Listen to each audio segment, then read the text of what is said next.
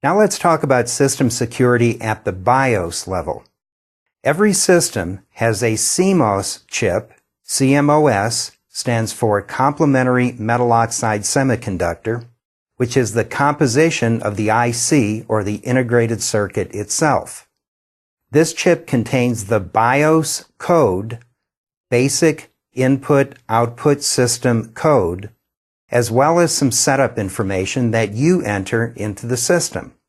The BIOS code is firmware, and the setup information is battery-backed. This is called non-volatile memory, backed up by a battery on the system board.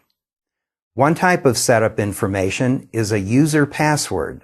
A user password is required to even start the system's post power on self-test, which is a function of the BIOS code. An administrator password is often required to make changes in the setup. These passwords offer limited security in that the user and the administrator password can be reset, typically by moving a small jumper on the system board.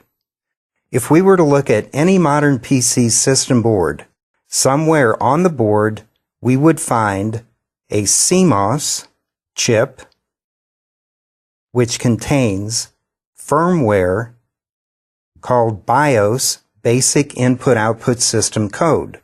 Somewhere near the CMOS chip, we would find a system battery and a small jumper block, typically with 3 pins and a colored jumper across 2 of those pins.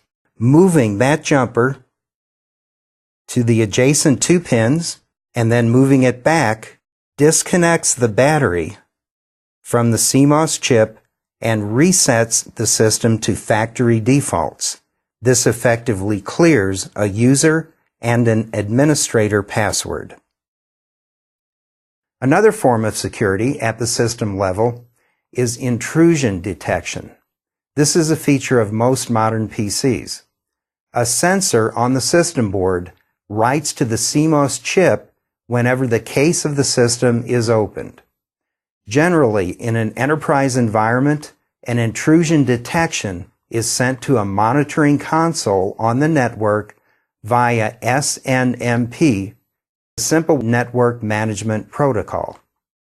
Some portable computers let you enter a hard drive password. This is known as locking the drive. The password is necessary to start the system. This is part of the ATA, IBM's Advanced Technology Attachment Specification, and not a vendor-specific feature. The user must know the password to boot the system and access the hard drive.